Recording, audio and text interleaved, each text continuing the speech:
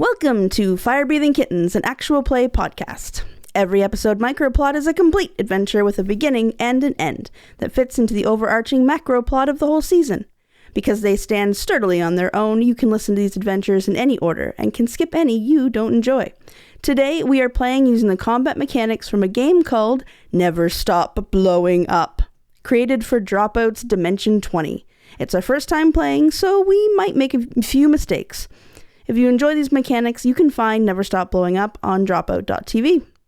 Build your own Never Stop Blowing Up character and play a game with friends. Speaking of friends, I'm joined by two friends today. Let's start by you giving us a brief description of your character and say which dice you have bumped up to a D6 and a D8. Let's start with Josiah McCoy. Howdy, howdy. My name's Josiah McCoy.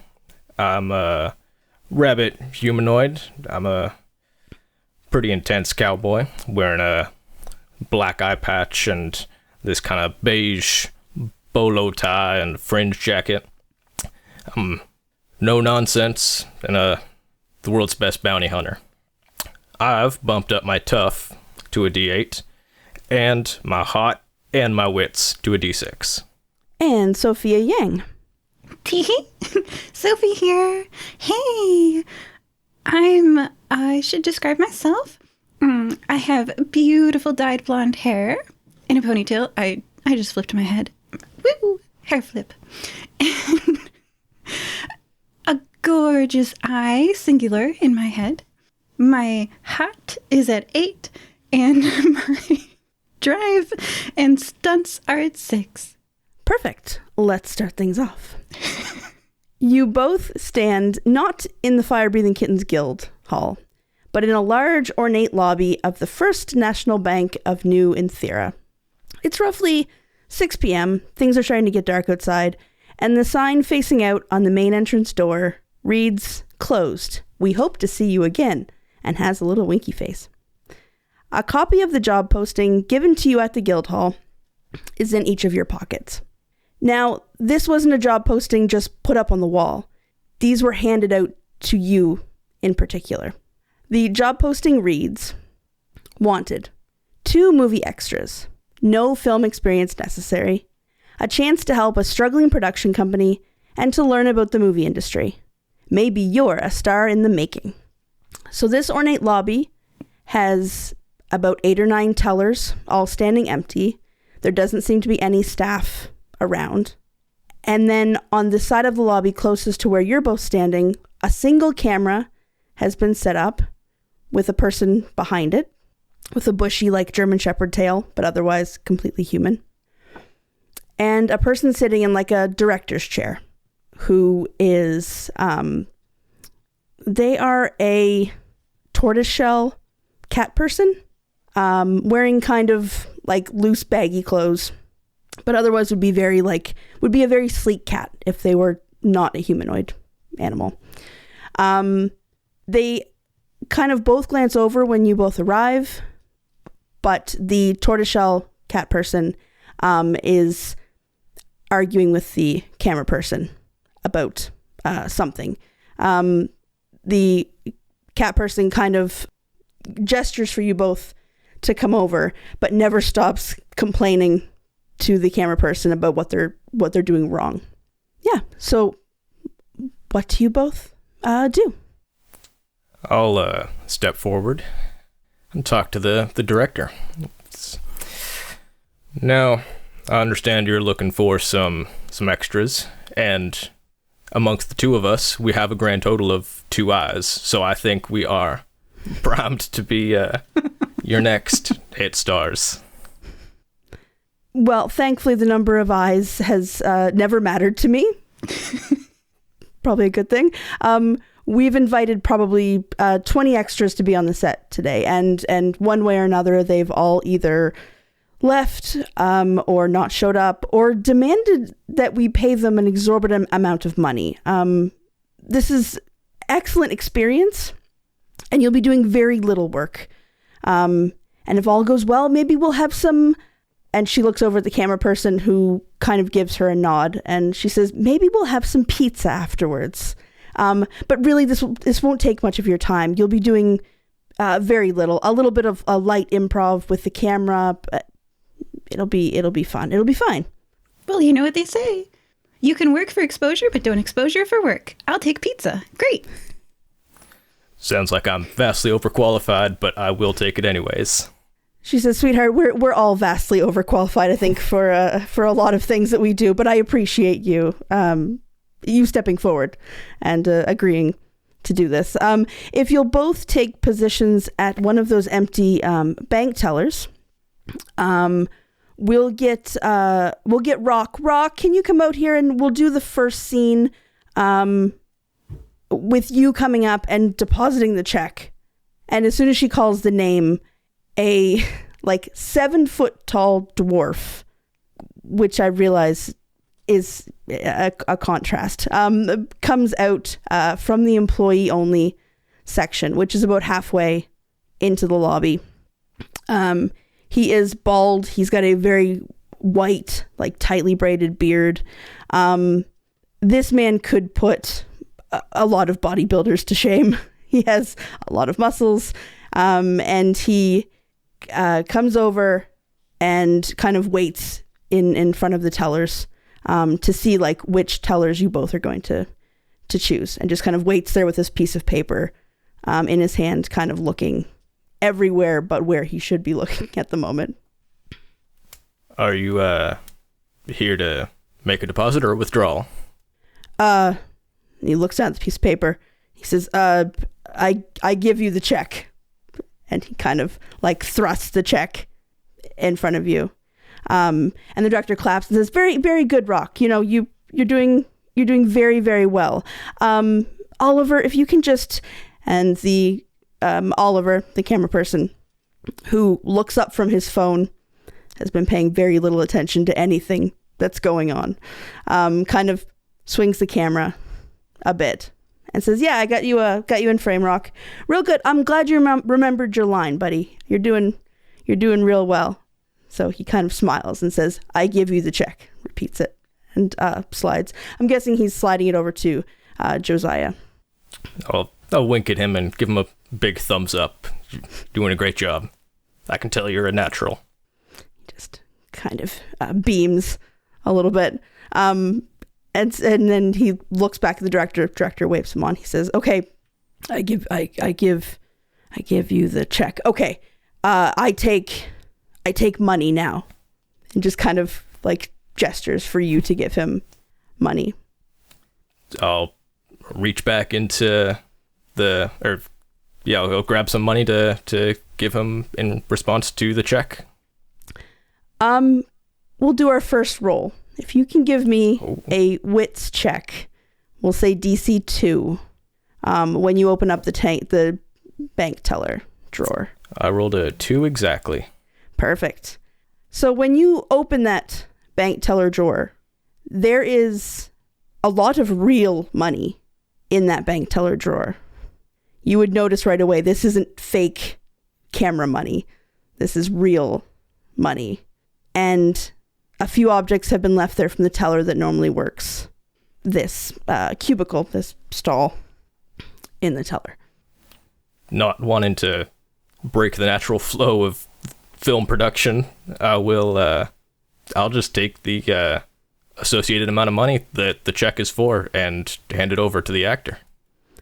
He takes it and kind of looks at it again, looks back at the director. The director nods. He takes the money and says, more money? Big check. More money. Now, hold on. Let me take a look at this check here. How much is it for exactly? It is a plain piece of light green colored paper. There's no writing on it. It's just a piece of paper. I'll shoot a look over at the director just to see if they're giving me a nod as well. She says, Come on. Time is money. We only have so much Oliver, is it digital or tape? He's like, "It's digital." Okay, well, we only have so much electricity to go around. So we'll get this take real quick and then we'll let you go. I'll just take a a fat stack of cash and hand it over. Rock takes it, pockets it, looks back at the director, and turns. He says, this is where I exit. And he walks back to the employee area. And Oliver says, yeah, I got it. Maybe we'll do one more for coverage. We'll do the other teller, the one a couple down. Rock, can you come back out here? And you hear some muffled yelling in the kind of employee area. And he's like, I'm counting okay. He comes trotting back out, new piece of light green paper, sets it in front of Sofia and says, I deposit check. A little more confident now that he's done this before. Absolutely. Sophia's defining characteristic is that she's ditzy, so I would like to not make a wits check for her.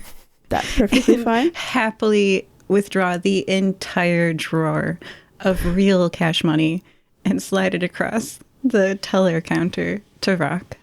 Rock kind of looks down at all the money and says, I've never seen this much money, Galen. And the director gets down off her chair. She comes over, pats him on the shoulder, and whispers, but it's really not that quiet, and says, we've practiced this. You just take the money and you go out back. It's not a big deal. You just take the money and go back.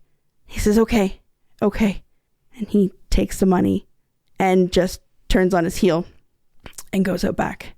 And she says, well, I mean, this has been great. I don't think that we need to do any more with the teller. I think we can move straight over to the vault, and we can do the exchange there. I'll get Oliver to kind of reset up the camera over there. If you guys want to take like 5,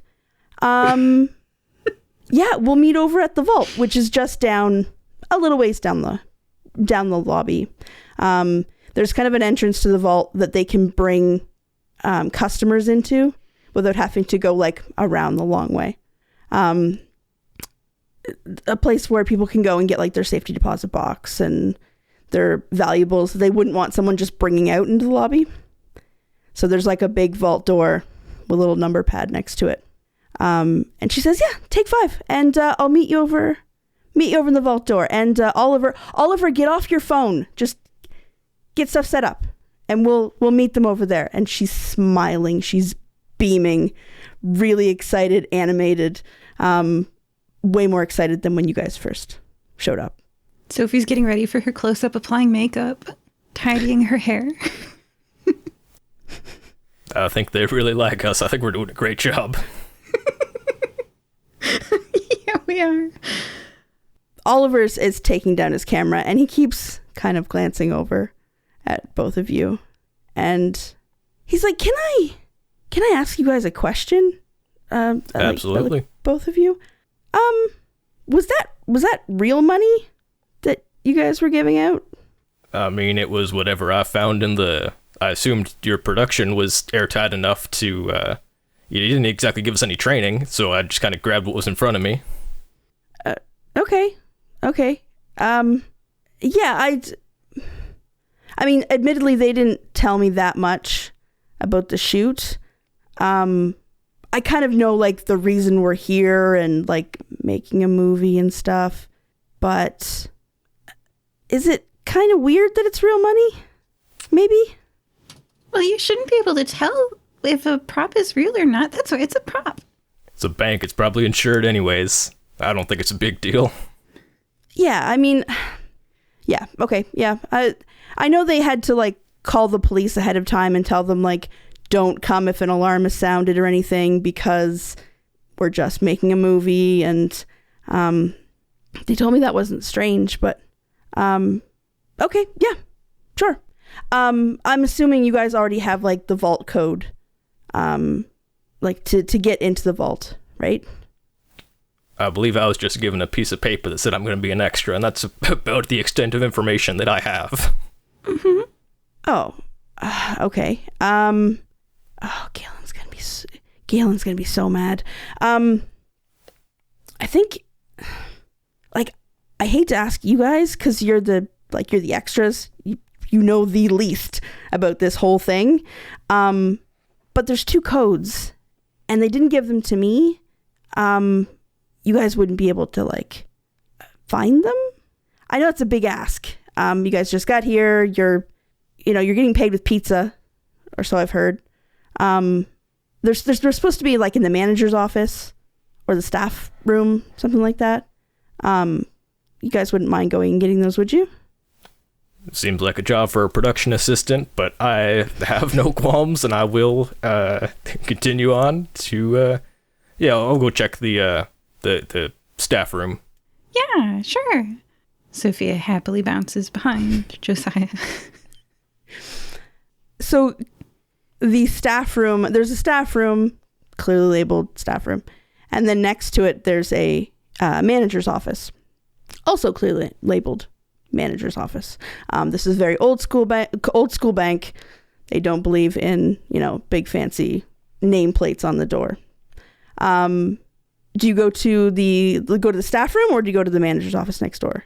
I guess the manager would make more sense, right? Like, I would expect to find it in the manager's room, but I suppose the staff room is probably less. If we can get it done in the staff room, that would be a little less conspicuous. Don't it? So the lights are off in the staff room, but when you go to try the handle, it's locked. But you can hear you can hear rustling on the inside, and kind of something moving around. I'll just give a polite knock on the door. Hey, I was told by some production guy that we're looking for a vault code. If you're a staff member in there, the door's locked, and we're just trying to. Only so much electricity, so try and get this done. And the sound of someone who has something like covering their mouth, you can hear like yelling, but it's kind of muffled, and someone like repeating something over and over again, but something's covering their mouth, so all you can hear is this certain hooded character from a certain animated television show who only comes out as like a muffled speaking, very almost like panicked, kind of repeating something over and over again. I'm sorry, I didn't quite catch that. If you could open the door, we can have a talk face to face. And you hear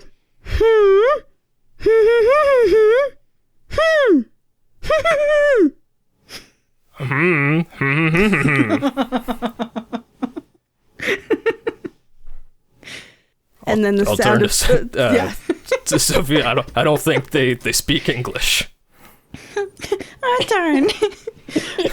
Well, the door's locked, so let's try the other room. Makes sense to me.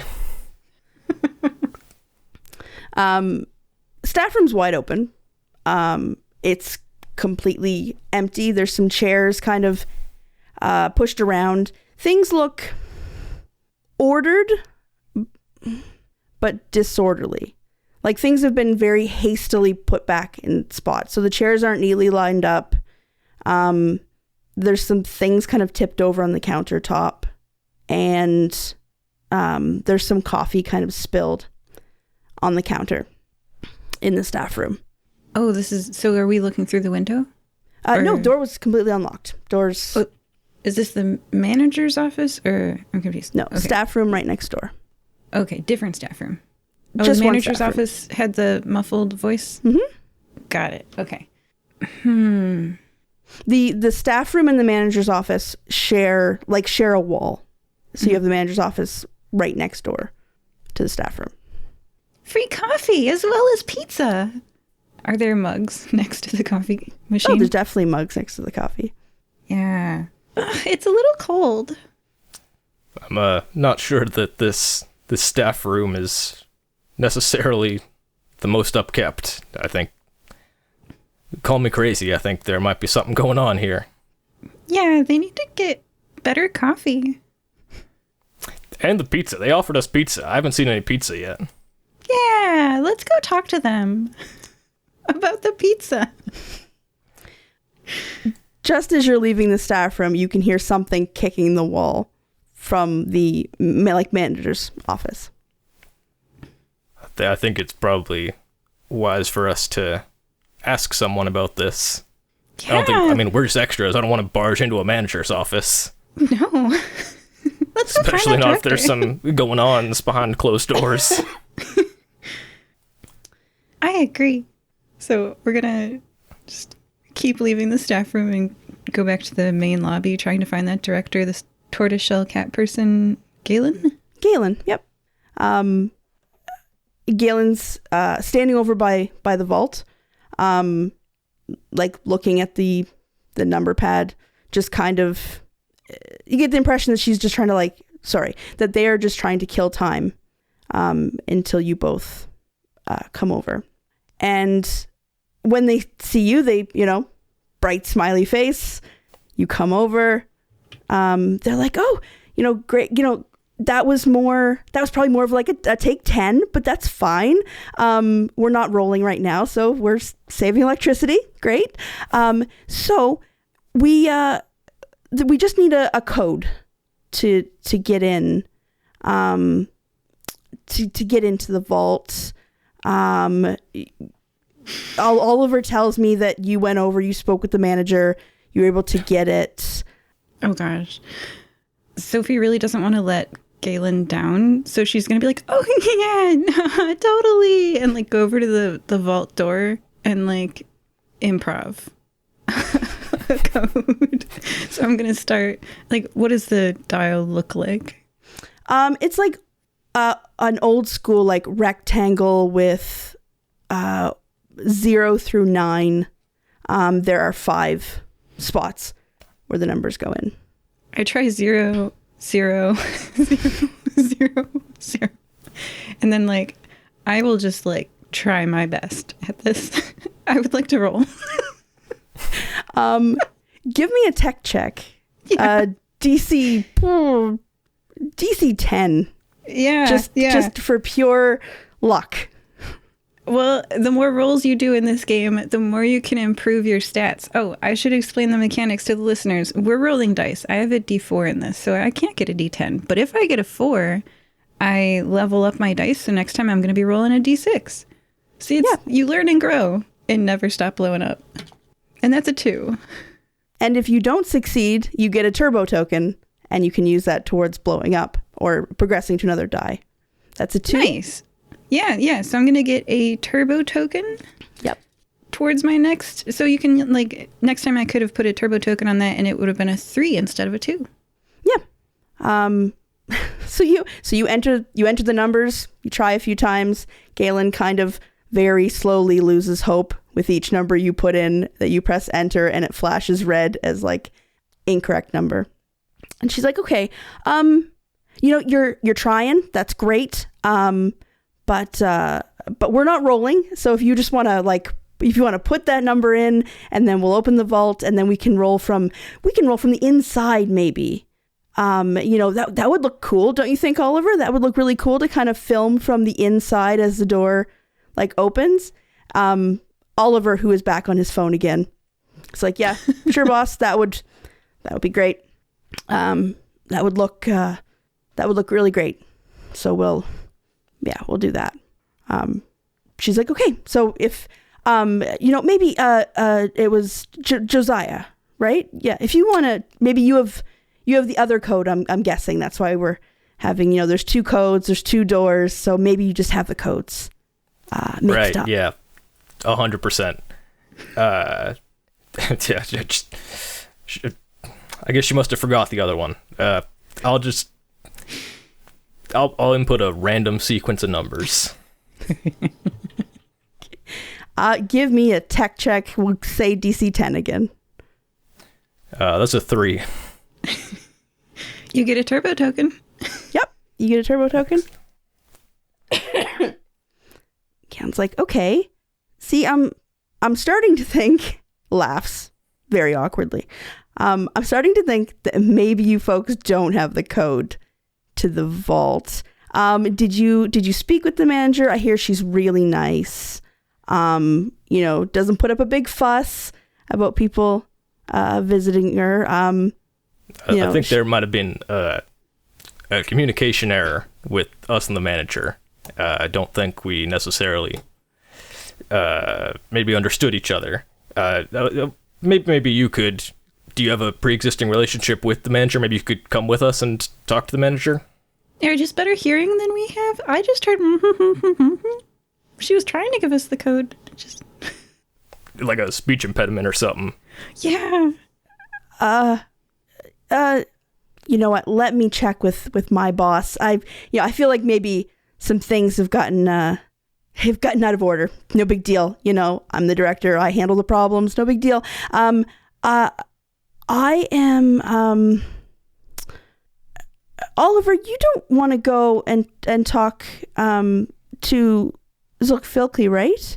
And Oliver's like, no, I don't. I want to roll the camera. I want to save the electricity, and then I want to go home. Galen, so you go talk. You go talk to Zokfilki.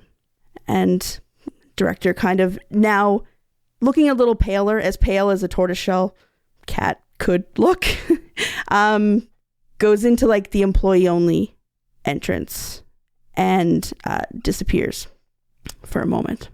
And Oliver kind of glances back, just kind of raises an eyebrow. So is the pizza not in the break room then? Mm-hmm. He's like, I mean, I would think after you were done. Yeah, that makes sense. If there is pizza. Now, what do you mean, if? Oh, eyebrow. Yeah. Single eyebrow raised. What exactly did you hear in the manager's office? Kind of some muffled, someone like kicking a door. Some muffled. Nothing really intelligible. I'm not sure we spoke the same language, but door was locked, so I didn't want to intrude. Oh, okay. Well, I know we were here about an hour before the bank closed, and I know the manager is a human, and she seemed to speak perfectly fine when I spoke to her briefly. Maybe she recognizes your voice. Maybe we can go up and talk to her together. Yeah. I'm all for helping. We're just gonna hear some yelling at Galen in a minute anyway, so that's really not. Zokfilki isn't the nicest. I mean, she's still not used to being a producer. She was a doctor way back when. Worked in a prison, I think. Last I heard. I don't know. She talks about it a lot, but I tend to just kind of zone out and play on my phone if I'm not needed. Anyway, you're gonna hear some yelling from them anyway. So yeah. I'll come over. We can talk to Patty. I'll go back towards the manager entrance and knock again. Hey, manager. I've got someone here who I think you spoke to earlier. I think there might have been a miscommunication, but hopefully they can clear it up. We're just looking for some codes. And you hear again the muffled something over her mouth, making it unable for you to kind of discern what she's saying. Oliver, am I just mishearing? Are you hearing this person properly, or is this just me struggling? No, I can't figure out what she's saying either. But I don't think she's okay. Why is she sitting in the dark? Why is the door locked? Why is it after hours? Oh, must be a cluster headache. Or like a nocturnal. Mm-hmm. I mean, maybe? Patty, he knocks on the door again. Oh, be soft. Cluster headaches are very sound sensitive. Right. He knocks a little softer. Patty, if you're in trouble, can you say and then immediately you hear from her. Do you want like a hot tea? The coffee machine's a little broken though. Is it cold? Would that help? Oliver's like, maybe just like one long for no, and she's like and then waits. Yeah. Not everybody likes tea. Can you give me one if it's a cluster headache, and two if it's something else? Okay, so we've ruled out one hypothesis here. What's wrong? I ask with no directions from count at all. She launches into like a repeated, trying to blend all of the different instructions you guys have given her, until Oliver taps on the door again and just says, "Are you unable to come to the door?" Have you fallen and you can't get up? He's like, yeah, okay. 1 for yes, 2 for no. Just 1. Oliver's like, I think we need to get the door open. Yeah, we should call somebody. Don't worry about it. Who do you want to call? I'll, it's after hours. Might be a little difficult. Oh no, they're not open until tomorrow. But she's fallen and she can't get up. Maybe we should call a paramedic. Oliver's like, yeah. We'll call like an emergency service. No, we can't call emergency services because my boss called them ahead of time and said that there was nothing to like ignore calls from us because we were doing a movie shoot. Well, didn't they say to ignore the police and like what if someone got injured on set? Yeah. Well, my boss used to be a doctor, so I'm assuming that she'd handle it. Oh, that's perfect. Manager person, there's a doctor in the house. We're gonna go get them, okay? We'll be right back. And you can hear these shrill, muffled, like, no, don't, They really need help. I was like, okay, I'm risking a lot by telling you guys this, but I don't think there's a movie. There's still pizza though, right? I'm sure we can get you pizza. I'm sure that if all goes well, then I will have plenty of money to go around to get you pizza. So, what do you think it is? We were brought here under the pretenses that we were extras in a movie.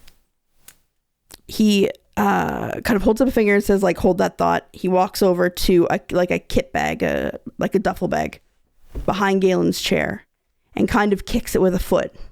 And you can see what is very not prop weapons in the bag behind the chair. But Sophie thinks really good props are indistinguishable from real things. He makes a point of pointing out that there's no like colored nub on the end of the gun. Okay, but what we need is a doctor. I think you're getting off track here. There's a person who's fallen and can't get up. I know you have other things you're thinking about, but maybe we should focus on the priorities. Yeah. Is there any explosives in this bag? Oh, good point. Not in this bag. He like checks his watch. There should be in 3. There should be. 2, 1, and you hear like a muffled boom, and the floor kind of shakes. What was that? Now, I was going to suggest we blow open the door to the manager's office, but it seems like someone's one step ahead of us. Yeah, I don't think that's special effects. Well, you seem like a reasonable person. I think we should go investigate whatever this not special effects might be.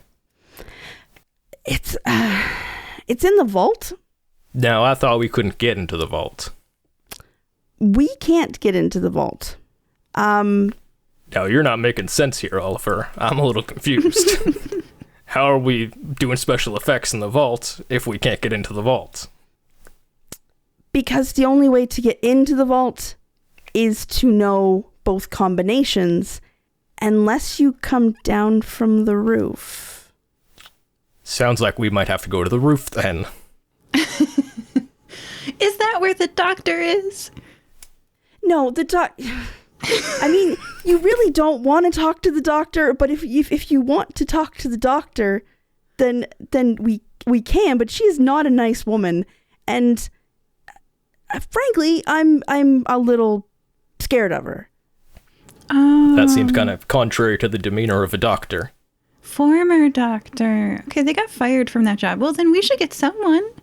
Well, I mean, you guys are, like, didn't they get you guys from some guild or something? Yeah. Okay, so we'll go out and we'll come back and we'll get help for the person who has fallen and can't get up. Oh, okay. The roof access is just, like, far side. There's, like, an emergency door. Yeah, we'll go to the roof to leave the building. She's really dumb. Yeah, okay, and then we'll take the fire escape. Of course. Okay. So, yeah, because the front doors have that do not enter sign on them. Of course. So she's going to go up to the roof. I'll follow. We're going up to the roof. It's about 30 stairs.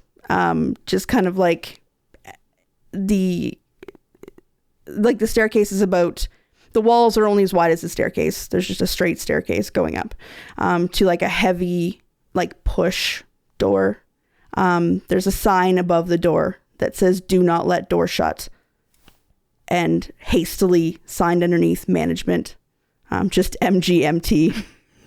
Clearly the sign was written exceedingly quickly. Yeah. I think we should go grab something to prop the door open. I think the bag of weapons. Perfect. Okay, we're gonna go get like a Tommy gun and just like prop it. Use it as a wedge. That's what a good Tommy gun does. Hold the door open. I love it. Oh, this prop is heavy.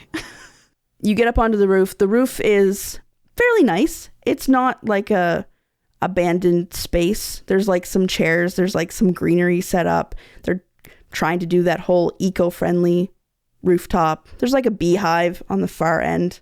Kind of looking over the edge, you can see like the back parking lot where the staff would park.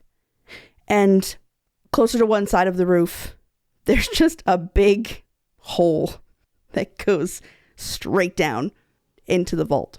And you can see someone hastily putting somewhat cartoony looking sticks of dynamite along, just putting them in different spots. It's a female dwarf, like a normal height, 4 or 5 feet tall. Bright red hair, bright red beard, like nicely braided. Has like headphones or something on, like having the time of her life. She's just bopping away, putting explosives in different spots. Occasionally tossing one into a different pile. But she's ringing them around this central, like, inner vault. So she's not trying to blow her way out. She's trying to blow her way into the second kind of vault. I'll yell down to her, "Hey, we don't have the cameras aren't rolling. We're saving electricity, so the cameras aren't rolling just yet. So you might want to hold off on doing the special effects." She can't hear you. She's got headphones on. Doesn't even look up. She has her music so loud. I think we need something a little louder to get her attention. Oh, what about the prop gun? We can shoot one of the things of dynamite. Yeah, can you hold the door though? Don't let the door close. Or we can just grab another gun. Oh, okay. Let's go get one to hold the door and then we'll fire one. Okay, perfect. I've always wanted to fire one of these, and it's full of blanks. Cool. So I'm guess which one of us is gonna fire it? I have experience firing guns, so I'll. Okay, I hand it to you. Not great at it, but I have experience. Okay, and remember, point it in the air. Nothing bad happens if you fire guns in the air. Listeners at home, don't fire guns into the air. Bullets come down. Okay. All right. Yes, even blanks. Don't fire even blanks into the air. Or at people. Blanks kill people. But now that we've done our mandatory safety message. Josiah, give me a weapons check just to see if the weapon like backfires or it's going to be like DC 4. Well, that's a 2, and I only have 1 turbo token, so I guess it's a 2. You're under no obligation to do so, but I will let you know that you can share turbo tokens if you want. Like if you want to blow up to the next die, or you want your comrade to blow up to the next die, you can share if you wish. Yeah, I have, what are these called? Feats, abilities? I have Loyal. Spend turbo tokens on allies at a 1-to-1 ratio instead of 2-to-1 like everybody else. Oh, wait, I actually forgot that I have Relentless, so I gain 2 turbos on all failed checks. Meaning I actually have 2 turbo tokens. Oh, So I will use better. both of them to blow up weapons to So a you're now D6 using now. a D6 for weapons. And that is a 6, which blows up again to a D8. Awesome. Keep it going. Never stop blowing up. And that is a 3 for a total of 13. 13. Amazing. This gun clearly does not backfire. You remember to take the safety off. In fact, you look pretty impressive with this Tommy gun. And you aim straight up in the air, or do you aim at anything? I'll aim up at the air first, just to see if it gets her attention. Okay. You aim straight up in the air. There's somewhat of a recoil on a Tommy gun. So you kind of get pushed back a little bit. She does not even notice. This is a dwarf who is doing explosives with no real ear protection other than her headphones. So she continues, and she starts putting a fuse onto another little set of like TNT and probably a bit of C4 that's kind of spread around it. I'm going to try to shoot the fuse. You know what? You just, because you're planning it, you could do a DC, say 6 weapons check. Or because this is a planned action and you're not under any stress at the moment, you can take a planned action, which means you take half. Now, I only have a D8 for my weapon, so half net would get me to a 4. And I have no turbo tokens, so I think I'm going to roll for it. Okay. For some reason, I thought you had an 8. Sorry, that you had a 10. Yeah. Nope. And I got a 1. Ooh. Well, with a 1, take 2 turbo tokens for the failure. And instead of hitting the fuse, which, let's be honest, that would have been a difficult shot to begin with. You're up on the roof. She's way down on the ground. It pings off the vault, the cement vault floor, ricochets off a wall, and sticks into the other wall. She drops what she's doing and looks up and gives you like a little wave. Doesn't even seem phased by people on the roof. Just gives you a little wave. But you can see that a bullet hit the floor, hit the wall, and then stuck in the wall. I will wave back and try once again to yell, "Hey, not yet. The cameras aren't rolling." She does that mime thing where she points to her headphones and she's like, just a minute, and takes her headphones off. And she's like, "Sorry, sweetheart, what did you say? I can't hear very well when I'm down here working." We're saving electricity, and the cameras aren't rolling yet. So maybe save the explosive for when we get the cameras in the vault. Right. You must be one of the extras, right? That's me. Okay. I'm going to keep doing what I'm doing. Appreciate the heads up, but I have to practice for when the cameras are rolling. So, well, thanks. I think it was Oliver that said to not do that, and Oliver seems like someone important here. She cackles, laughs so hard she cackles. She's like, "No, sweetie, Oliver is the camera person, bottom of the totem pole. I'm gonna keep doing what I'm doing. You enjoy the roof. They've got a beehive and stuff up there, real pretty. Saw it earlier when I came down here. I'm not too worried about filming at the moment. I got a job to do." But since you're on the ground, can you just, like, get somebody to come in? We've got a lady who fell and can't get up. So, can I, like, pass it on to you to do? Because I'm up on the roof. She's like, first of all, love the hair. Gorgeous. Beautiful color. Love it. And the eye, wonderful. Far too many people have two. I'm low-key jealous. But I'm going to keep doing what I'm doing. The reason she can't get up is because I tied her up. So I'll just leave her for now. And before we leave, we'll untie her and everyone will be fine. But I'm going to go back to working if that's okay. Oh, okay. Oh, so, like, you guys had a thing. Gosh, I'm sorry to interfere. I don't know what you're up to. Man, whatever you like. Okay. Sorry. Headphones back on. Where's the pizza? No, but where's the pizza? Yeah, can I do something before she puts the headphones back on? Sure. I'm gonna lie and say, hey, actually, the pizza just got here, and if you'd like some pizza, then if you could come back out to the lobby, that would be great. We can get you a slice. Oh, you saw the car from up here. Oh my gosh, yeah. Give me a hots check for that lie. So I have poker face. When attempting to conceal the truth, use tough instead of hot. Perfect. So give me a tough check DC. We'll say 5. I got a 4, and I will use 1 turbo token to turn it into a 5. She's like, oh, pizza got here. Okay. I can see it because I'm from the roof. Right. Yeah. I thought that the front door was locked, but I must be mistaken. I mean, as you say, you're on the roof. I just met you, but I trust you. I trust what you're saying to me. So okay, I'll go get pizza. You guys are going to want to come down because if you take too long, the best slices are going to be taken. So she sets the dynamite down, and starts making her way up to the roof, up to both of you so that she can come down because she can't leave. Right. The vault door itself is locked. Both of them. Yes. I suppose it locks from both the inside and the outside. Very secure. Very secure.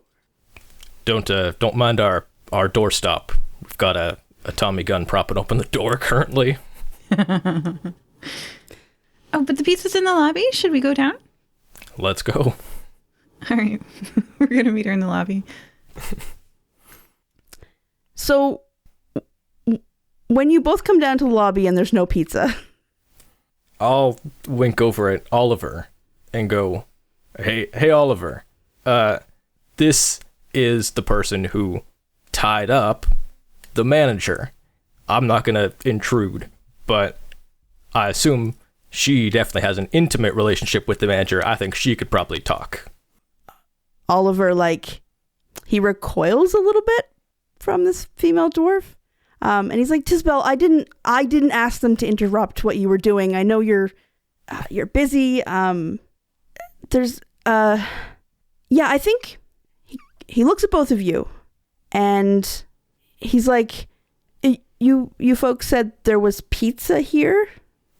Yeah, in the management room. That's where the pizza is. Right, because we always put pizza in the manager's room. Yep. So we got to open the door to the manager's office to get the pizza. Okay. Gotcha. Okay, perfect. He's like, Tisbel, you're going to have to, the door got locked. We lost the key. Can you open the door? And she kind of huffs. And she's like, you know what? I locked the door. The manager's supposed to stay in there. Oh, you have the key. And even if you don't, it seems like you have a lot of explosives that could help open the door forcefully.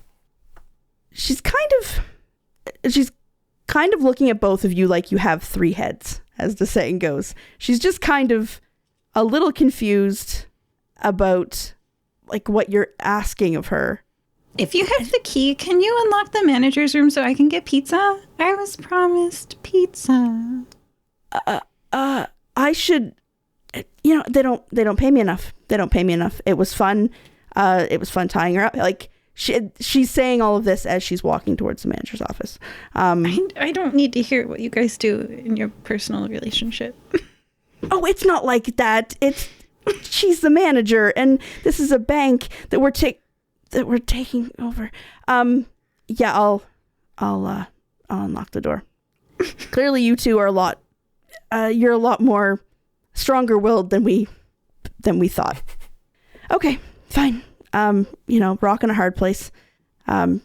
She goes over and takes the key out of her pocket, tosses the key to the side, puts a stick of dynamite with a fuse, takes a step back, lights it, and yells fire in the hole, and you can hear the muffled sounds of the manager being like, I'm in here, don't explode the door. I think maybe we should have given her a little bit of warning to back up away from the door. Eep! I dive into the staff room. I'm going to do a little roll here for the manager. Okay, she's okay. Dynamite explodes. Door comes off one hinge and kind of falls outward towards all of you.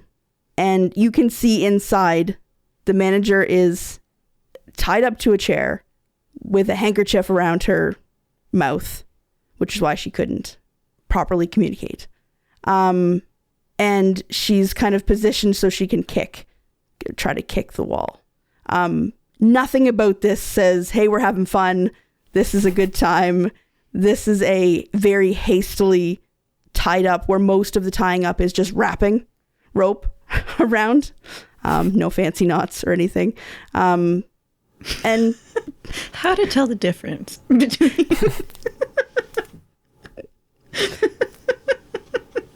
it's the fanciness of the knots that gives away. Yeah. If I've learned anything from movies, it's the fanciness of knots that gives it away. I'll walk over to the manager and try to take off the handkerchief around the mouth. She spits it out. Hey, there's pizza somewhere in the room, right? And I do an over-exaggerated wink. She's like, right. It's in the... She looks around the room. Filing cabinet. Filing cabinet. I put like a heater in there and keep it warm, like a chafing dish. Oh, and while we've got you, we're also looking for the codes to the vault. Oh yeah. I thought you two come in here and untie me, but you want codes to the vault. Are you trying to rob me or save me? No, neither. No, we're not just trying to rob you. extras. Yeah, we're trying to film a production, and we're trying to make sure you're all right. Yeah. Galen told us to ask you for the codes, so we are. Galen, like their getaway driver, Galen? I don't know what she does on weekends. Is she a driver? To Uber or Lyft? I don't sorry, but no, like we were hired and we're extras and we're filming a movie and it's so cool. I do the hair toss, ponytail, flip. I think she's like, how can I say this both nicely and so you'll believe me? I don't think there's an actual movie, because if there was, they wouldn't have tied me up in my office. Gasp. Oliver kind of said that too. I didn't really piece it together until you said it. There's no movie? No, I think it's a cover. Can I help you, Tisbel? She's just Does standing. Does that mean there's no pizza? Not unless there's some in the break room in the fridge. There wasn't. You know what? If you help me with it, the cops aren't going to come if we call them. They used my phone to call because they wanted it to be the right phone number. If you guys can help me get rid of them or stop them or keep them here until the cops will come, I will buy you pizza. Whatever pizza you want. Well, that sounds fair. Like a mighty good deal. Yeah, we're getting pizza. Can you call the police and tell them that they're done filming? Yeah, I could. I don't know if they'll believe me, because in Well, a I mean, a robbery production movie, isn't gonna. It only took. It's a production. Surely we have to be done filming at some point. Yeah. I mean, I just assumed that they wouldn't believe me because in a bank movie, the managers who would secret away in the office and call the police. But yeah, Did they you're assume right. that you were also an actor in the movie? Your bank manager as your day job and actor as a side gig? I mean, everyone has a side gig nowadays. Nobody's just That working is one true. job I am anymore. an extra in this movie. You know, she's like, I make like crocheted little animals on the side. Yeah, I mean, I can try calling them. Yeah, okay, yeah, I'll call them. Do you know where they all are? Have any of them left? I think they're all still here, because we heard some sounds in the vault. Was their name Tisbel? Or is she in the room with us? Wait, she opened the door. Yeah, she's like in the doorway. She's the one that blew the door. Oh, okay, that changes what I say. I looked at Tisbel. Hey, this isn't a movie. She's like, I tried to tell you, kind of. Yeah, no, it's a movie. It's not a movie. It's a bank robbery. We just got some extras to make it look like a movie. You're bank robbers. Oh no, I'm a bank robber. Yeah, I guess. Hadn't thought of it that way. But I don't want to be a bank robber. You're a jerk. She's like, well, I didn't hire you. They just get me to blow things up. No, I think you should take us to whoever's the head of this production so we can have a chat about this movie and our compensation. But Josiah, that's a bank robber. I am aware, and that is my plan. I don't know if I want to face a bank robber. I mean, what do we do? What's the alternative? We let them do the bank robbery? I mean, that is an option. I don't really like that option. I think if we were upstanding citizens, then we should at least try to interfere in some way. But Josiah, that gun earlier was real. I'm just carrying a revolver. I'll just pull it up and be like, so is this one. Oh no, I only have these foam nunchucks. Well, I think with a 6-round revolver and some foam nunchucks, we can at least do a little bit of something. Okay, well, can we separate them from their weapons so nobody gets hurt? They're all just in a bag, right? What if we hid Yeah, why don't those we in just a take cabinet? the bag? Yeah, let's take, before we confront the bank robbers, let's take the bag. I think we've got a good plan going on here. I have my thrift store of foam nunchucks, and I head out with Josiah to the lobby with the plan of hiding the bag of all of the deadly weapons. Sounds like a wonderful plan. As you come into the lobby, Galen's standing just outside the employee-only hallway. Kind of looking around. She's like, Oliver, where are they? You had one job. Keep them here until we could film, and then we can send them on their way. Oliver's like, well, I'm not their keeper. I'm not going to just tell them to stay here and, like, spout more lies about this being a movie and they're going to be a star. And, oh, hey, guys. He just, like, brightly perks up. He's like, where are you guys off to? We're off to go find the doctor, I think. The boss. Right. Oh, wink. Galen's like, no. Nobody goes and sees the boss. I deal with the problems and then I bring them to the boss. The boss has a lot bigger problems. We'll shoot the vault. We'll get that done. And then you guys can go home. Forget about it. We don't need to do a full production. Honestly, you both have been more trouble, more trouble than you're worth. No, hold on a second there. We were offered pizza. I see no signs of pizza. So if there's anyone who's more trouble than they're worth, I think it might be the production here. Yeah. And I'd like to take it up with the boss. No pizza, no work. No pizza, no work. Oliver's like, yeah, Galen, no pizza, no work. You did promise them pizza. It's the least you can do, even if you cut the filming short. So Kifley will, I'm sure, if you asked her to come out, then she would be more than happy to explain what's going on. You know, it's the least you can do for these kind, upstanding people who just want to help us. Galen, have you no humanity? She just I think you put it pretty well. Yeah, she's just looks maybe a little ashamed. A little like, oh, okay. Yeah, okay. I'll ask her to come out. You guys didn't get the codes by any chance? No, but we did get the manager who knows the codes. And you untied the manager. Okay, well, things are rapidly deteriorating. And I'm, just kind of speechless. Turns. She's like, you know what? At this point, this isn't worth it for me. It's not worth me going through this. It's not as much as I want what's in that vault. It's not worth it for me to get yelled at anymore. I have a successful job already. This is supposed to be a side gig. And no.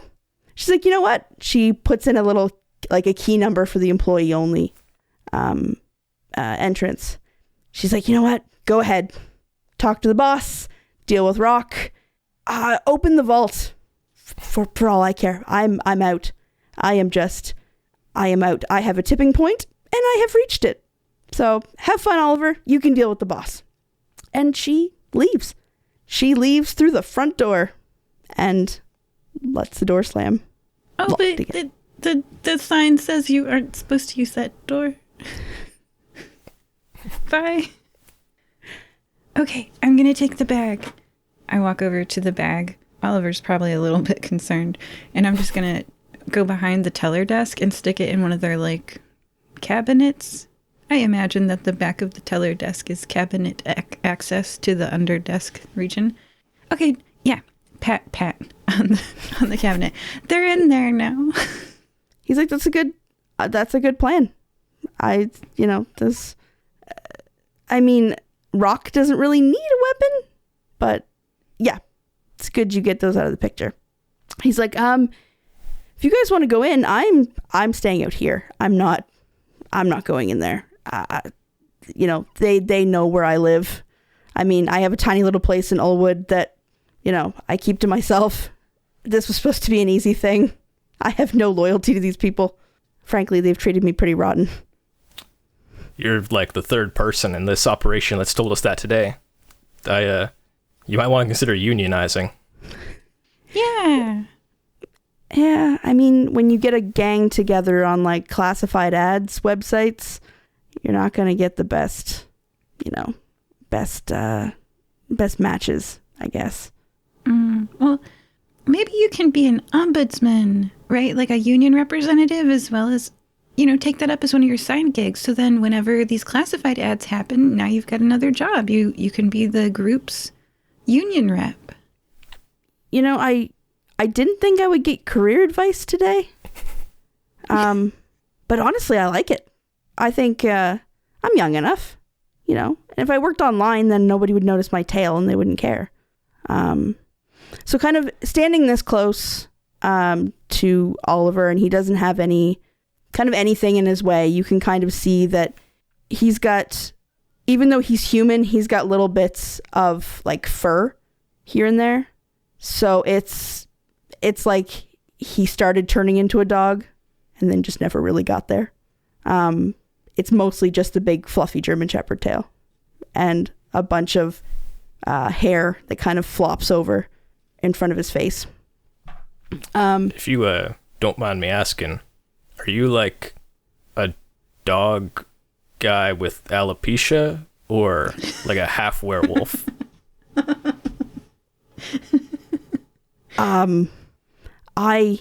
No one's ever asked it so carefully before. No, I just I I can't shift all the way either way. Oh, that's gotta be really popular at like conventions. Yeah. I've won a couple, which is kind of embarrassing. Oh yeah, I try to high five you.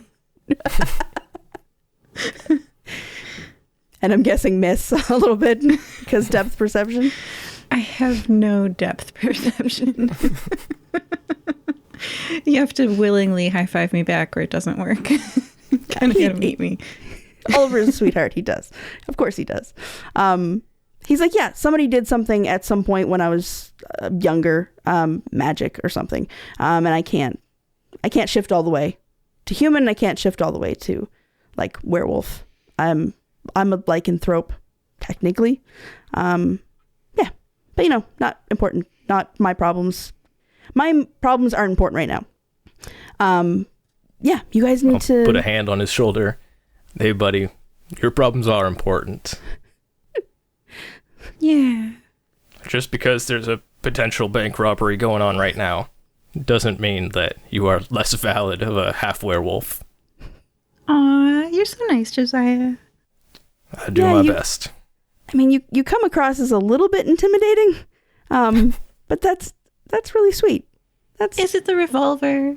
The revolver, the eye patch. Yeah, a little bit. Yeah, hey, a little bit. I mean, looks are half the battle. First impressions are always important. Anyways, we've got a bank robbery to stop. Yeah. Don't let me stand in your way. Let's go find Rock and the doctor. Yeah. Did they point towards somewhere? Towards the door that Galen unlocked.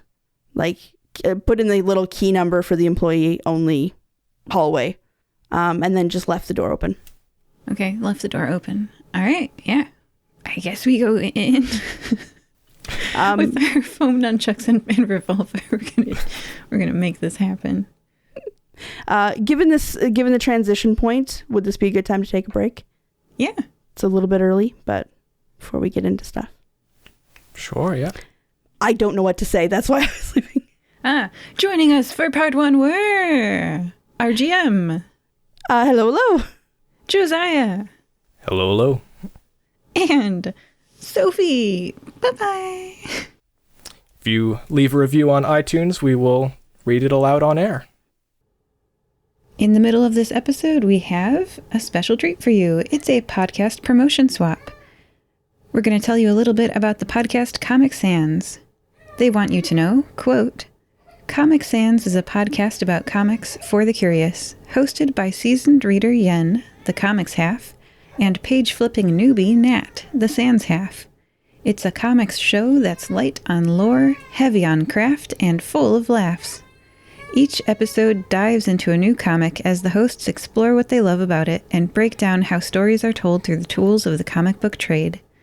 They read comics from all over the world, from classic crime capers and rom-com sports manga to post-colonial vampire tales, giving you just enough context to read along. Think of it as a book club for comics, or maybe a tasting menu. Whether it's your first comic or your 500th, come join Comic Sans. Welcome back. We're joined by Sophia Yang and Josiah McCoy. Howdy.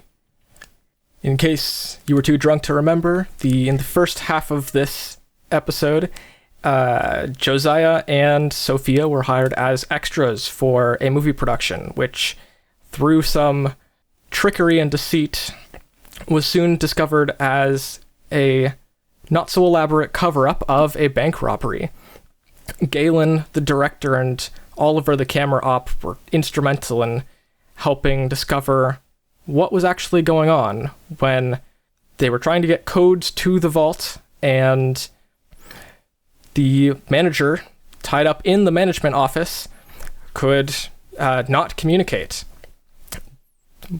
Josiah and Sofia broke in through the roof to dissuade the demolitions expert from blowing up the interior of the vault, successfully untying the manager, and are about to confront the boss of the operation, who they have not met yet. Perfect. So Sofia and Josiah are at the entrance to the employees only kind of hallway. So this is kind of like an antechamber, might be a bit of an overblown word for it, but kind of like a little area that leads into the secure parts of the bank that only the employees are supposed to be able to get into. On the left-hand side, you have the second door to the vault, which you have to be able to open both doors in order to get into the vault.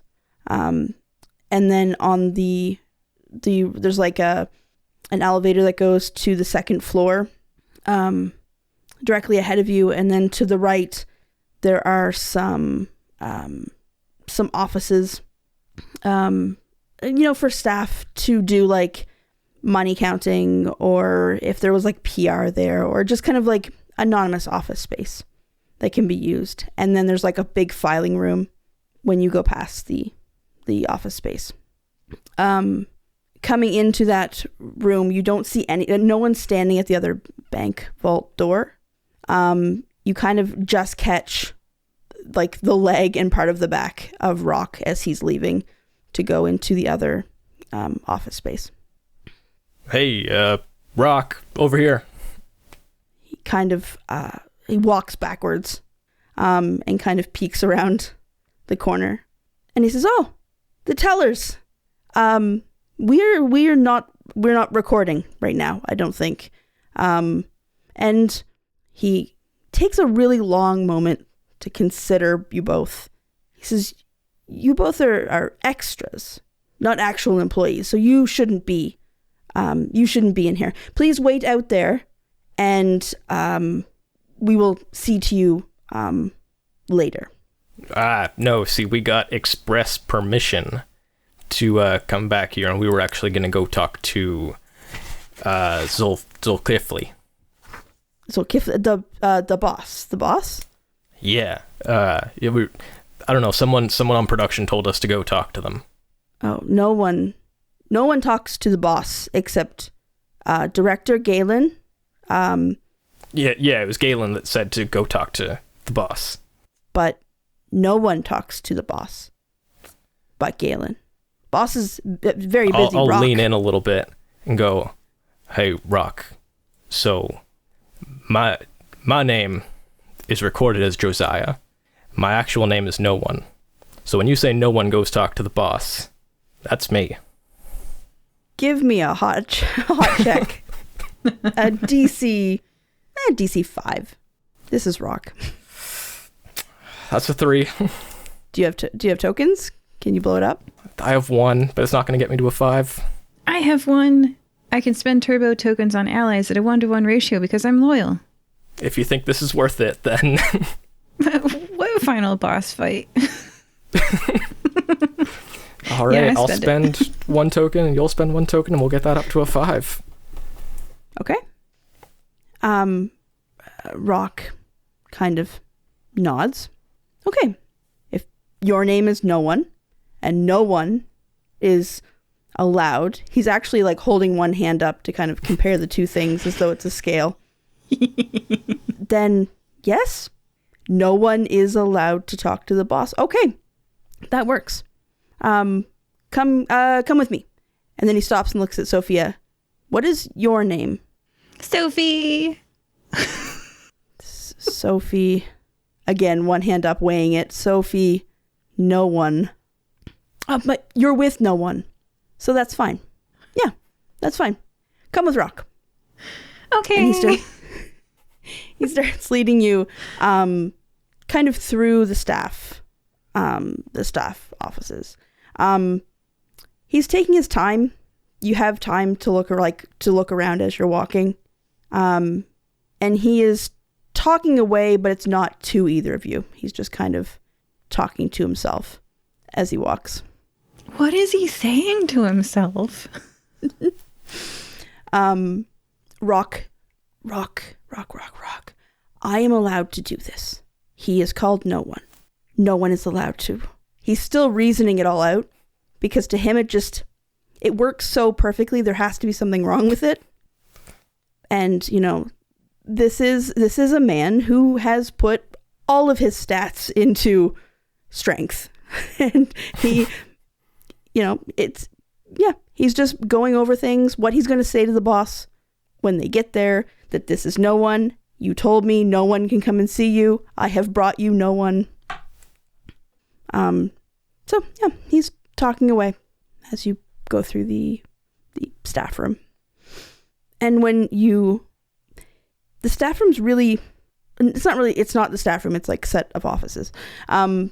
It's rather uneventful. It's rather like uninteresting. Pretty typical offices. With the exception that there's like 3 laptops on a desk as you go by that are in a circle, and they're like networked. If this was like 20 some years ago, it would be like a LAN party kind of a setup. So it sticks out. But otherwise, unless anyone wants to stop and like look at them, or you don't have to keep following Rock. Like, he's just going to stop if you stop. So if you want to look around, you can. Otherwise, you can continue through the offices. I think I'll take a cursory look, but given that Rock is taking us exactly where we're trying to go, I think I will prioritize just going with Rock. I peek my one eye at the monitor in case I see anything interesting. You do see something, and if you'd like to do a tech check. Yeah, I have a D4. I'm going to roll that. DC 6. It's a 4. Whoa. That means I roll a D6. Yeah. So I also rolled a 5 on my D6, so that's a 9 total. That's a 9. So what you see on at least one of the laptops is part of like a bank layout schematic of like a blueprint of the bank where the vaults are. You're able to see that there's like an inner vault inside the bigger vault. And although I realize blueprints don't really work like this, the inner vault is kind of in a different color. And it's like a newer, like an addition, an add-on to the bigger vault. I file that away mentally for later, where I can share it with Josiah when we need it. So Rock takes you through those offices into like the big back filing room. And there are a couple computer servers over in one corner, and then a whole bunch of paper filing cabinets. This bank has not made the move to being digital quite yet. There's still like rows upon rows of these big metal filing cabinets. And in front of one of them, frantically searching through papers, is a very tall female orc who has like a coat, like is dressed fairly casually, with a coat on, has her back to the door and is quickly stacking up papers of presumably customers or records of some sort on top of the filing cabinet, but is doing everything rather frantically, and seems to know, her actions are very precise. She seems to know exactly where she's looking. So when she hears the steps behind her, she doesn't turn around. She just says, Rock, leave me be, please. I'm busy. I have things to do. We've discussed this. If you need something, just go do it. You don't have to ask me for permission. I'm just going to try to hope Rock introduces us. I think he has more of a relationship. Rock says, no, boss, you told me that no one was allowed back here. And I found no one. I did exactly as you told me to. And so Kifli turns around, very confused, confusion all over her face. She's like, how do you find no one? And who are these 2 people that you just let into the employee only section? What, Rock, who are you 2? Worry not. I'm no one, so that's why Rock allowed me back here. And I'm Sophie. I'm with no one. You, if I understand correctly, are the head of this operation? Depends who's asking. It's no one.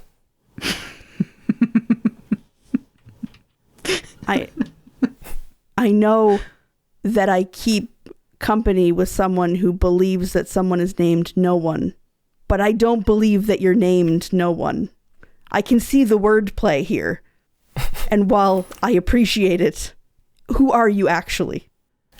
That is an entirely fair assumption. I have overgeneralized who you are and based on who you keep company with. My name's Josiah. I'll turn to Rock to keep the facade and go, but I'm actually named no one. And just continue on. And we understand that you're trying to execute this bank robbery. And we're here to stop it. You hear like a clinking sound, and it's coming from my purse, but I don't notice it. Keep going. Zulkifli kind of squints. Says, I'm not doing a bank robbery. Other people are doing a bank robbery. I'm here collecting the records of the people who might be affected by this bank robbery. Perhaps to protect them and perhaps to profit financially from them later on. But I am not robbing a bank. Did you tell the other people to rob a bank? They were hired to do a job, and... Which is to rob a bank. I feel like you're getting caught up in semantics. I'm just trying to resolve this diplomatically. I think if they're just yes men who do what you say, you can say, hey, stop robbing the bank, and we can get on our merry way. You could say that. Yeah, why don't you say that? Zulkifli? And when I say Zulkifli, the purse rattles. I'm like, what is that? Do you have a hamster or something in your purse? I open my purse and I take out a pair of foam, F-O-A-M, not phone yet. It's not made out of two phones yet, but that's happening now that I've said that. Anyway, I take out a pair of foam nunchucks that are connected by a chain, and the chain is like shivering. Who knows why it's rattling? And I'm like, oh, that's so weird. Anyway, I put it back in my purse. Yes, so couldn't you, Zulkifli, couldn't you just tell them not to rob the bank? If you have the thing that you came for and that's not robbing. They have free will. They'll be paid for what they do. Yeah, in pizza, right? Yeah. She kind of looks at Rock. Did you tell them they were getting paid in pizza? He's like, no, I want pizza. Pizza would be great. We could have a pizza party when we're done robbing the bank. She's like, we're not robbing the bank. I think you are robbing the bank, though. I think that's the problem. Based on everything that everyone has been telling me, it sounds like there's a bank robbery going on. Well, I don't hear a bank robbery going on right now. I think it might be the sound of the nunchucks might be drowning out the sound of the bank robbery. Not a statement I thought I'd hear today. She kind of grabs the stack of records and kind of taps it, makes it a nice pile. She says, well, I would love to stay and chat, but I have to leave because I want to. And you're welcome to stay or leave or... I mean, really, does it matter if the bank gets robbed? Does it affect you? Do you have your money in this bank? No, but I have a vested interest in keeping the service alive and well. Yes, I do have my money in this bank. Now that you mention it, I have no pizza, and now I have no money to buy pizza. Before Zulkifli can say much more, Rock's like, boss, you said we weren't taking the money, we were taking the other things. She's like, yes, Rock, but those are things we talk about when we don't have two people here who want to stop us. So, yes, we're not taking the money, we're taking something else. And it's important that we take the thing we're trying to take. I understand you want to be heroic. I understand you want to be the good guys and you want to avenge and protect capitalism, I guess. Well, what exactly are you trying to take? Because, I don't know, maybe you could make a reasonable argument that would sway me in the other direction. Yeah, and what do you mean It doesn't make a big difference if you take my money. Won't it be gone? Well, no, we're not taking currency. What did I There's pull out of something the else in the drawers vault. earlier? Oh, okay, fair. That was Galen overstepping. There should have been fake money in that drawer. And Rock pipes up with, "I'm not giving it back. That money was given to me. That is my money. I deposited a check." So you're saying the only one who really robbed this bank is me? She smiles. I guess so. That's dastardly. I mean, Now I'm still a little confused about what exactly you're taking with all these papers. these are just customer records. Why do you need customer records? Because you know what? I don't have to explain myself to you. I'm not quite sure why I've suddenly decided to explain myself to both of you. I've never even met you before. Rock, you deal with them. I'm leaving. Before you leave, can I take a look at those customer records? No, these are confidential records. Well, then why do you have them? And how are you leaving? The front door has a sign on it. It has a sign. My mistake. I'll go out through the back door. Are you an employee here? Do I look like an employee here? You don't. That's why I'm asking why you're in the employees only section. That's an employees only door. Rock's like, "No, it's a good question. I want to know why." There's something in the vault that I need and that other people need that needs to be released and given to the rightful owners. I can't give it to the rightful owners if I don't have their customer records. Who hired you to do this? I'm doing it out of the kindness of my own heart. And I'm assuming they will pay me if I tell them. Well, it sounds like I'm stopping a bank robbery out of the kindness of my own heart. So it seems like we're at odds here. Okay, really, Rock, this is where you step in. And she starts to go around Rock so that Rock is in between both of you and kind of preventing anyone from grabbing her as she starts to I'm leave. curious if Josiah can sway Rock. Because Josiah did point out this is an employees only area and that's an employees only exit. I mean, you're more than welcome to do a hot check if you wish. I will, yeah. I got a 7. I don't know what the DC was. We will roll against his... We'll roll against his wit. Oh. Which is a D4. He rolled a 2. So he kind of furrows his brow and kind of mutters back to you what you said to him about it being employees only. Now, Rock, I'm only speaking in logical terms here. I'm no one. No one is allowed here. This is an employees only area, and that's an employees only exit, and that's not an employee. I think it's pretty self-evident of what I'm trying to suggest. I think if you're acting on logic and reason, then that's the person you should be after. I do try to act on lemming and reason, yes. Okay. Boss, you're not an employee. You shouldn't be back here. And you shouldn't use the employee-only entrance or exit because you're not an employee. And he kind of grabs the sleeve of her coat and says, I think we need to call the police.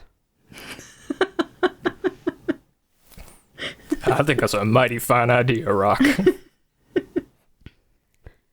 And she's like, Are you kidding me?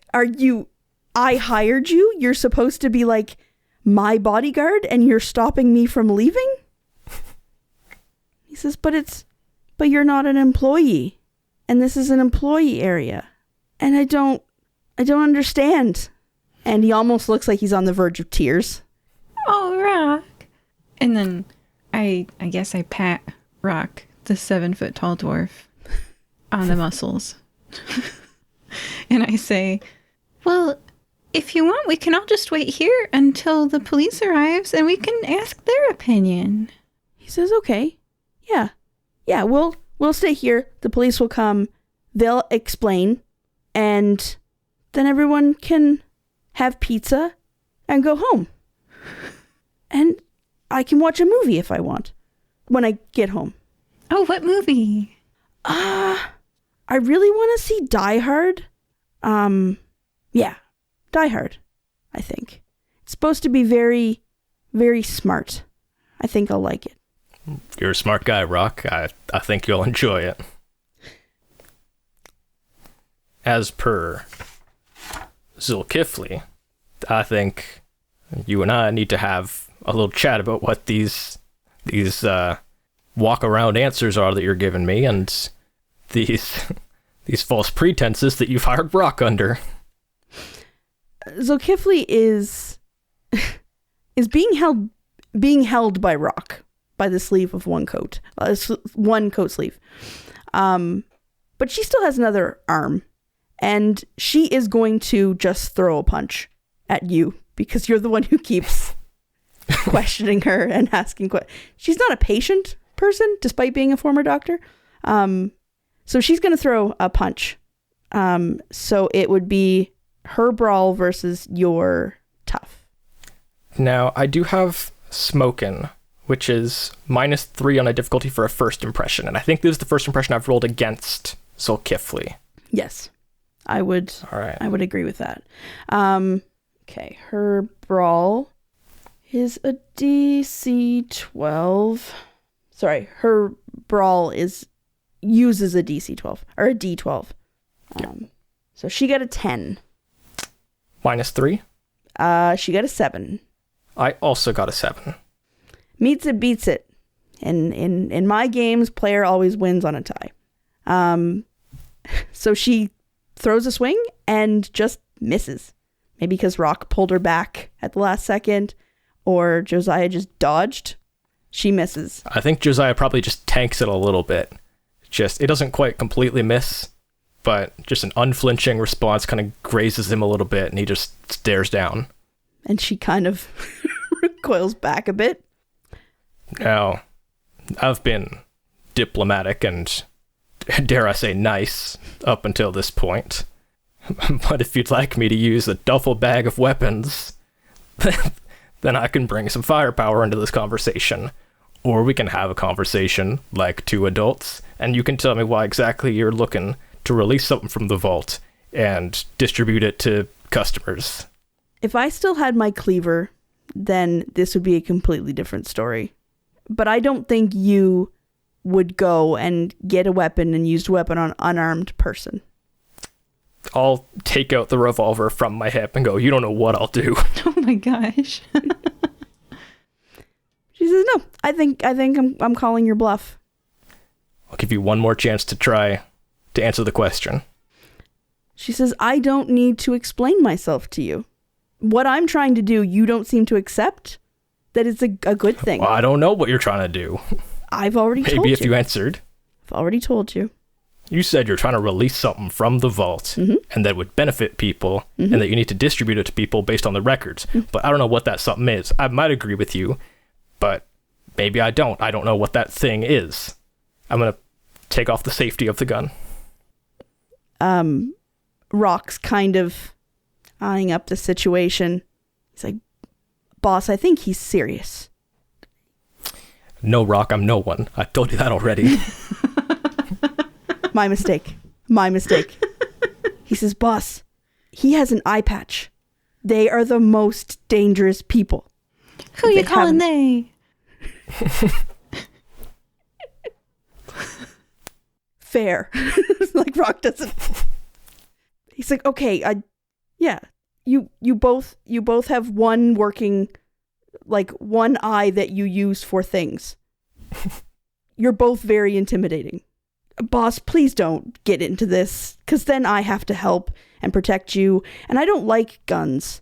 I like using my hands, sometimes my feet, but not guns. And she just kind of smiles, puts her hands up, like in a kind of a shrug gesture, and says, I'm calling your bluff.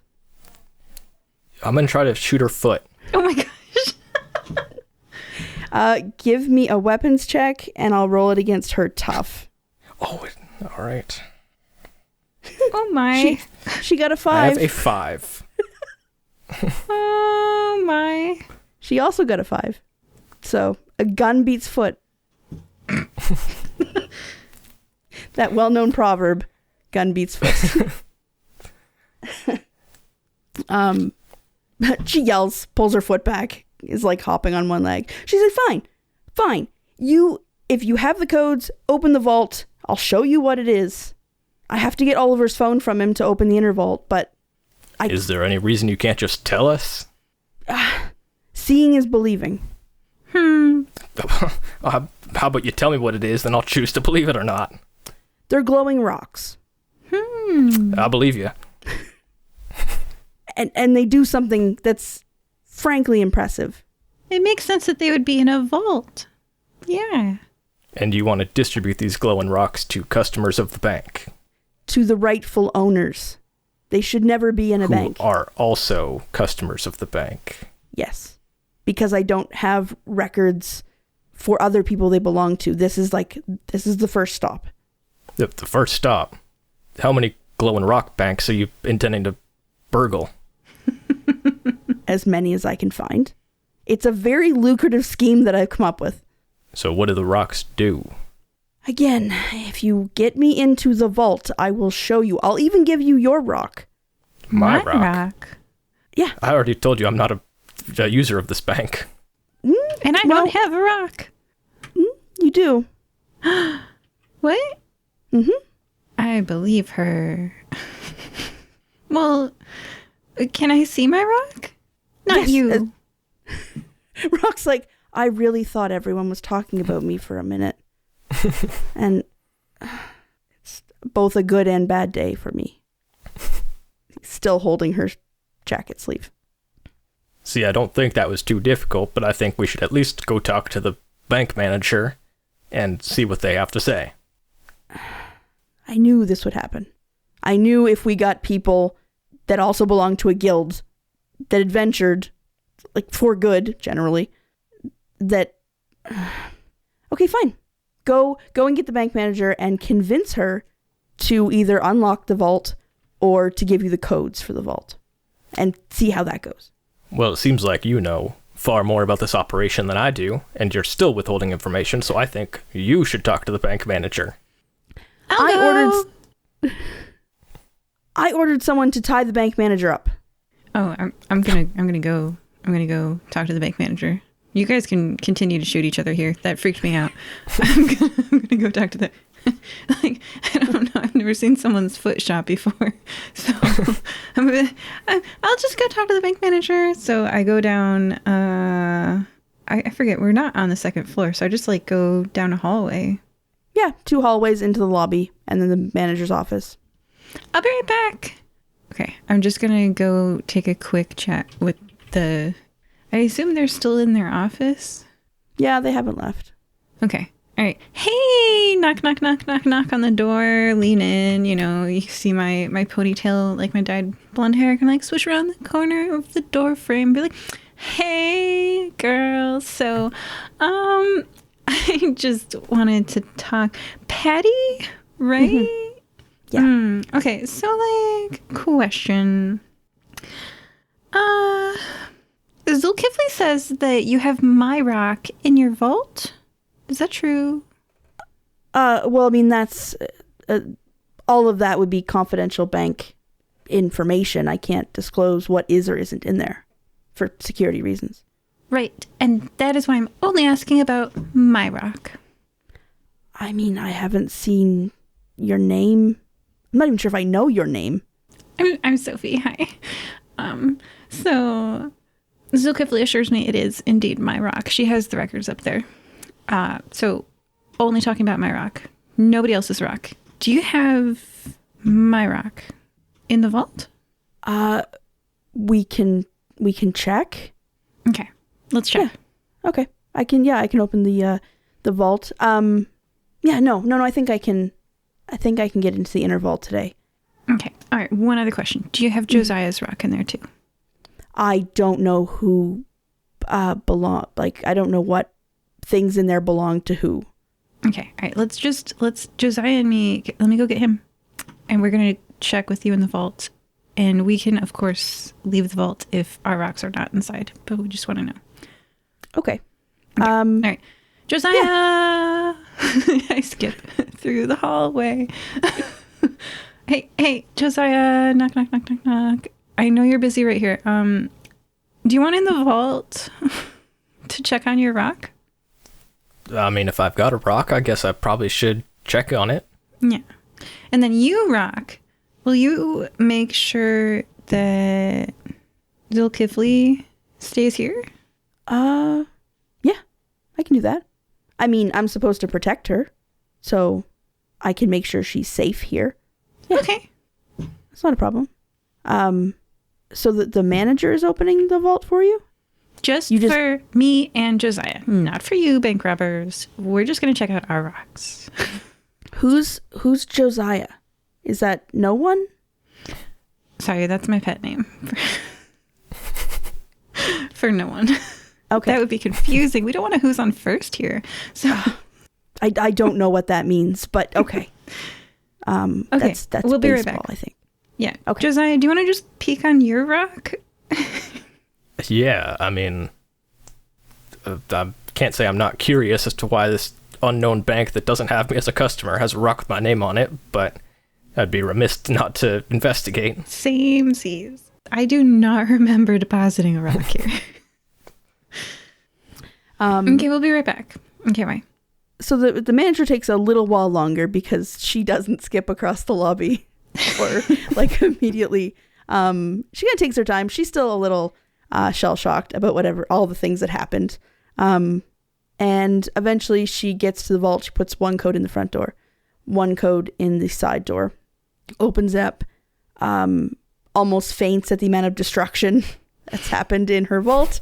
And the like C4 and TNT that's still like laying all around the inner vault door. She it takes her a few codes to get into the inner vault. But inside the inner vault, there are safety deposit box along the wall. There is a,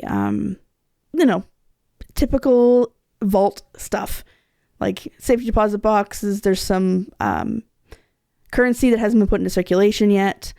And then there's a small kind of brazier almost, like something you would put wood or charcoals in to light on fire.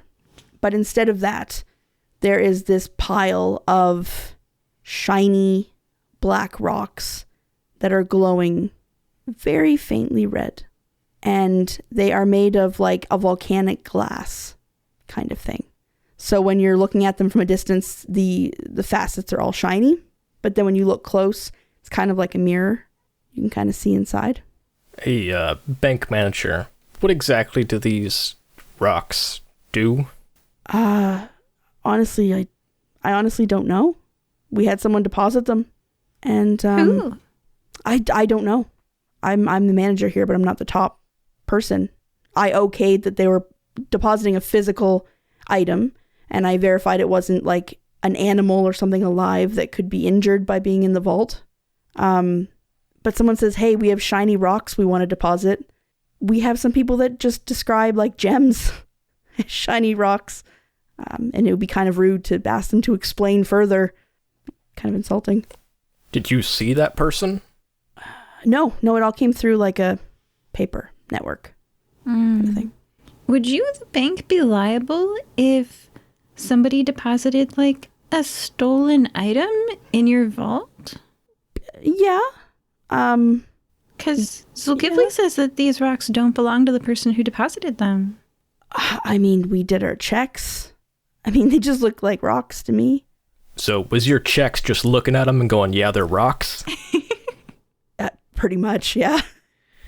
They're not alive. They're not explosive that we can tell. And they don't seem to be, they're not covered in blood. They're not covered in ink to immediately see that they're stolen. And the person who dropped them off has an account with us and has a very large sum of money with us. So having a big stack of jewels wouldn't be out of the question. Yeah, that makes sense. Yeah. Okay, well, what should we tell Zulkifli? Well, I can't advocate for her robbing the bank. No, yeah, that seems bad. Well, you said the account had a lot of money. Yeah. Do you know whose name the account was under? It's like a numbered business. What's the number? Like pulls her phone out, starts looking through, like it's like a work phone. She starts looking through her files and stuff. She's like 97261. 97261 is my number. She's like, yeah, I'm sure it is. I wasn't born yesterday, so I don't believe that is your number. Can you give me any ID showing that's your number? You know, I must have left my ID probably in that employee room with Zulkifli. Yeah, I thought you didn't have an account here, but I wasn't going to say anything. So confused. I have an account here, but I don't have a rock, so I don't know what's going on. If there's something on one of the rocks that shows that it's yours, then I'm happy to let you take it because it is yours. I can prove that it's yours.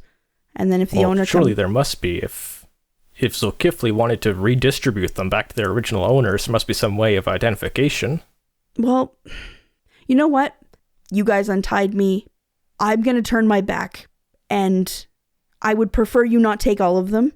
I would prefer you take ones that are yours. But what you do while my back is turned for a moment it's not ethical, but I'm willing to look the other way. If you want to look through them. I'm not going to take anything that's not mine. I'm curious why this rock thinks it's mine.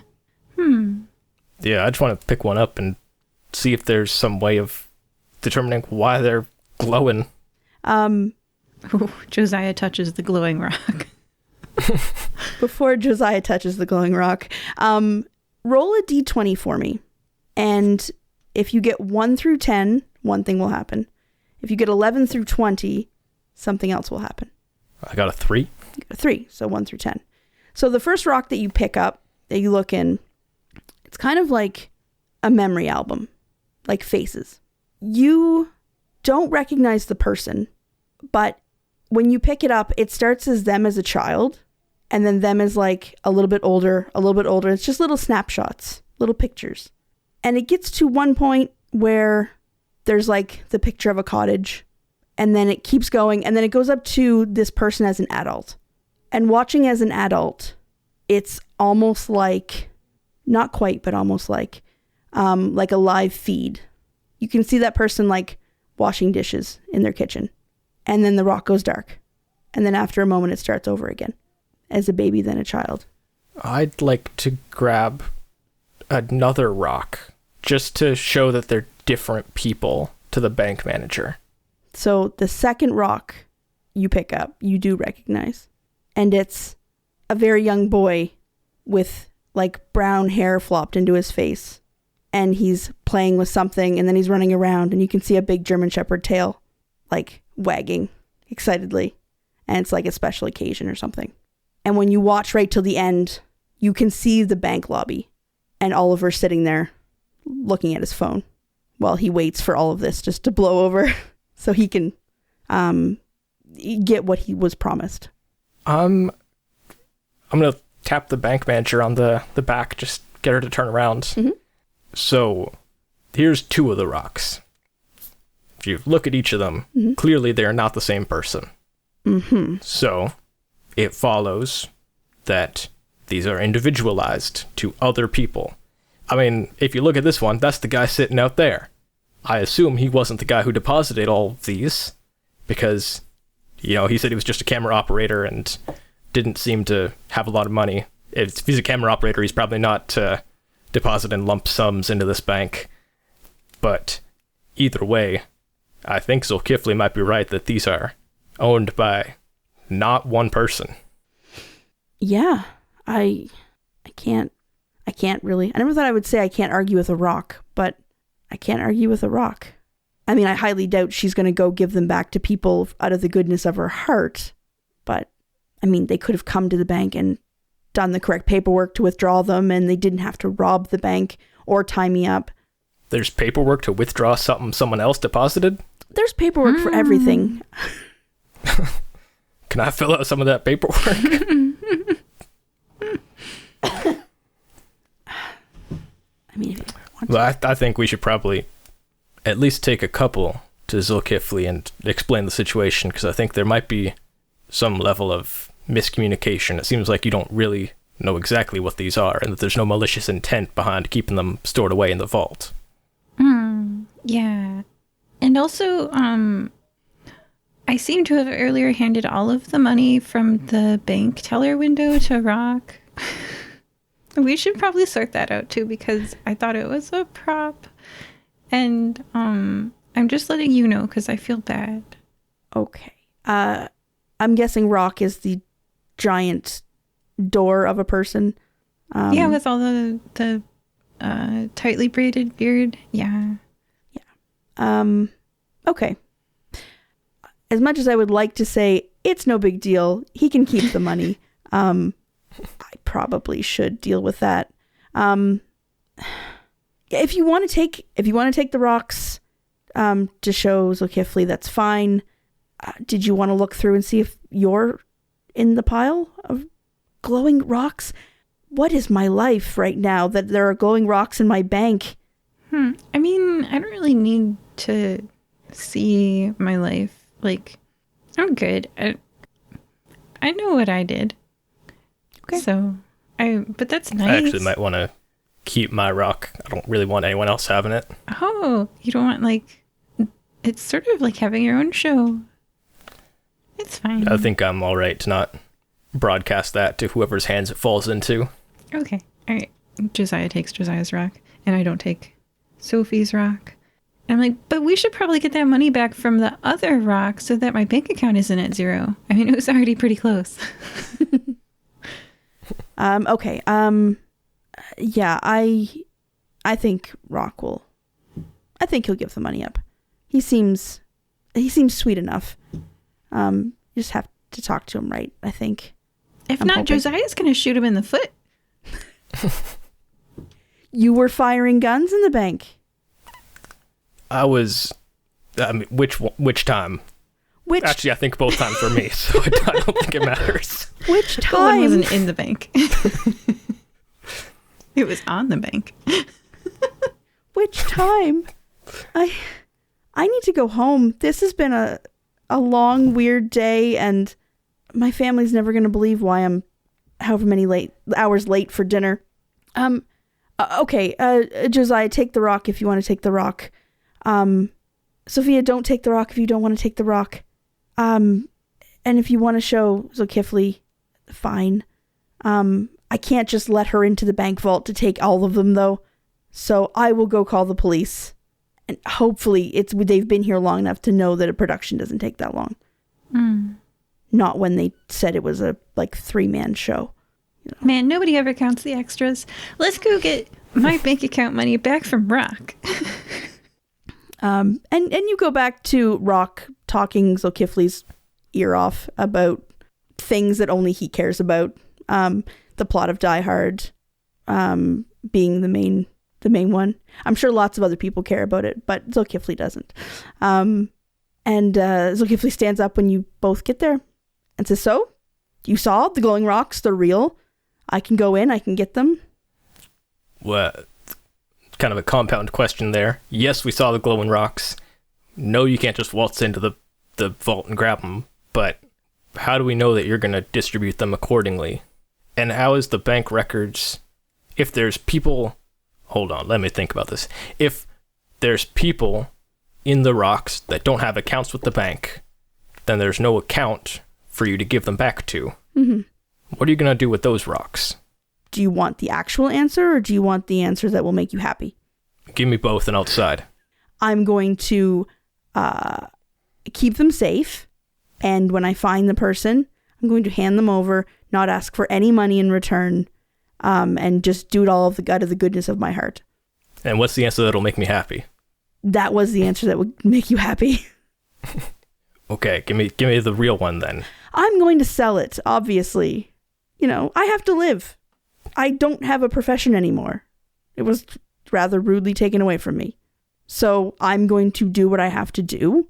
And given you both have been wrong a couple of times now, because I'm trying to do a good thing, not just rob a bank, not trying to take any money. I think maybe there could have been better ways of approaching it. I think maybe you gave us a bunch of indicators to suggest you were robbing a bank, and we therefore assumed you were robbing a bank. I don't think this is entirely on us. I would disagree. Hey, Rock, what were you hired for? He's like, I protect the boss. And what does the boss do? Rob banks. Just nod. Thank you, Rock. You're welcome. You understand where I'm coming from now. Yeah. Okay, fine. If you just let me go, I'll just leave. I will flip the sign and leave out the front door. You can't leave it. Oh, because of the sign. I got it. Okay. Good job flipping the sign first.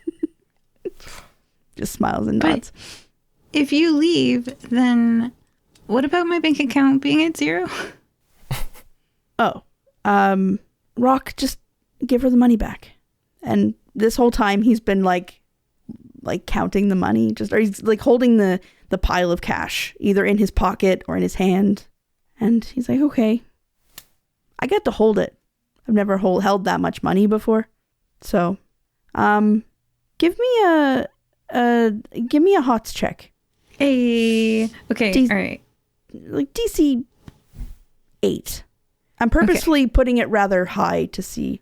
I should say that I get a DC -5 immediately after an outfit change. So if only I had continued thinking this was a movie and that I could change my outfit for another scene. But I'll just roll I have a D8, so it's possible it might explode.